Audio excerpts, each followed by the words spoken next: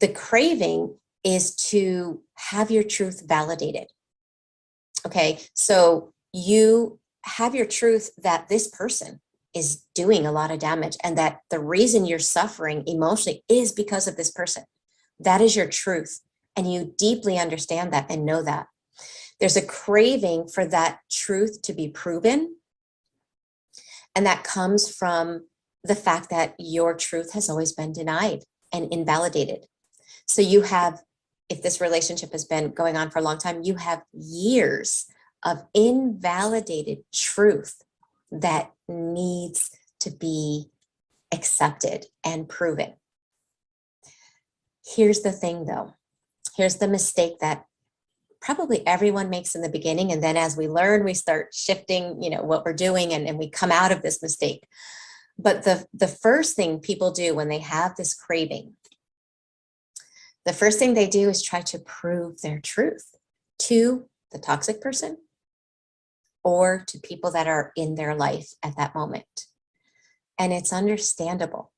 It's an understandable action because there is nothing worse than having the people in your immediate life seeing things in a way that is so warped and so far from reality. So it's understandable. However, I call it a mistake because if you are trying to prove to a narcissist that you're not crazy and that it is actually them, but the truth is that trying to convince a narcissist to look at themselves and accept your reality and to negate their reality is asking the impossible. If that person is high on the scale of NPD, that is something they are not willing to do. And you can't force them. You can put all the evidence in front of them and they will deny, twist, gaslight, and spin you. And what does that do? It keeps you feeling crazy because you're thinking, why doesn't this person see truth? You're forgetting that this person is choosing to see their reality as reality, even if it's not. And it's not due to a lack of evidence. It's due to their way of handling their life and their way of handling their shame and their trauma, basically. It's the same thing with trying to prove to people in your life. Trying to prove to people in your life that have been fed a story for a long time, that have been set up to view you a certain way and the other person a certain way, is like giving a tremendous amount of energy to people that aren't going to get it. And the thing is, we tend to do these behaviors, this trying to prove, when we're not fully healed. And so there's like an emotional intensity of trying to prove it. And what that does, sadly, is it backfires and people just feed that belief, there's something wrong with you, making it even stronger in you. Okay. However, that craving needs to be resolved. Very much like if I'm hungry, right? And that hunger, I can go around convincing people that I'm hungry and they can believe me or not, but whether they believe me or not doesn't take away my hunger. If we could just use that logic with this desire to have your truth proven. Okay, so for example, whether people believe you or not, honestly, we think that if we can convince others, then we'll be okay. And, it does suck. It does suck if people don't believe your truth. But the reality is, the person that has the most power to influence your emotions and your reality and your beliefs is you. So the craving of having somebody believe your truth can be resolved when you feed it. In other words, okay, you have to understand narcissistic abuse teaches you to go outside of self for your emotional support. So that doesn't go away just because you leave all toxic relationships. That tendency and habit to go outside of self for emotional support is still there. But if you can notice it, bring it into your conscious awareness. Oh, there's me trying to prove my truth. And if you can show up for yourself, you can emotionally support yourself by saying, you know what? I see my truth. I know what happened. And I'm so proud of myself that even though that happened, look where I'm at now. Look what I'm doing now. I know who I am.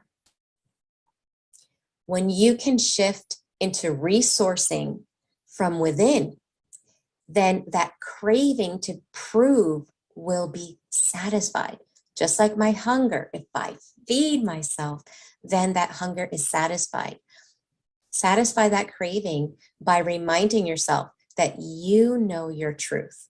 And in the end, that really is more powerful than having someone else validate you. Okay, because if you have somebody else validate you, that doubt, that craving is still there. And then that person's gone and maybe they're not in your life right now, but you need to have it proven again. So you go to someone else and you tell your story all over again so that they can validate you, so that you can feel like, you know, you can trust your reality. And it's always dependent on someone outside of self, which means you're always needing someone else to satisfy that. Whereas when you teach yourself to give it from within, you don't need anyone else to feel grounded with your truth. Okay, and the other part of coming to terms with this, and the other part of getting your sanity back, okay, once you've learned how to trust yourself and trust your reality and to validate your reality, the other part is about working through and rewiring you back to you. Now, this kind of sucks. And I know people will say, Michelle, but you know, why do I have to do so much work just to get back to me? It's not fair. True. Very, very true. But staying in the it's not fair and looking at it like that is just going to keep you stuck. The reality is that narcissistic abuse changes your neural pathways in your brain. It changes the parts of your brain that you're used to living in. Okay, you wind up living a large part of your life utilizing your amygdala as opposed to your prefrontal cortex. In other words, you live a large part of your life in your trauma responses, in your survival brain, and not in your logical brain. Well, that doesn't just snap back. Your brain doesn't just bounce back. Now it can, and why am I suddenly changing colors? Clouds are passing by in the background. It is what it is. Okay, anyway. So your brain doesn't just snap back, but thanks to neuroplasticity, you can get it back so that you can not only go back to the person that you were before,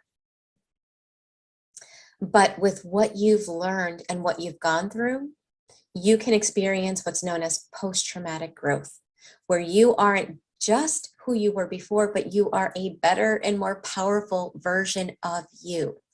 Yes, it can happen. And if you're interested in learning how to do that, starting the 1st of January, we're going to kick off 2022 in the School of Transformation with a 3-month post-traumatic growth course that we're going to do online together. We're going to learn how to go from being stuck, which is what happens in narcissistic abuse. You can be out of it for days, years, decades, and still feel stuck. We're going to go from that stuck place and learn how to go to a place of growth and how to go to a place where we can stop letting the past shape our present and our future, and we can start creating the life that we want as the person, not that we were, but the better version, the more powerful version that we've become as a result of what we've gone through. So if you want to join us, make sure you enroll in the School of Transformation by December 31st, because the doors of enrollment will close for those 3 months so that we're the same group working through the side effects together.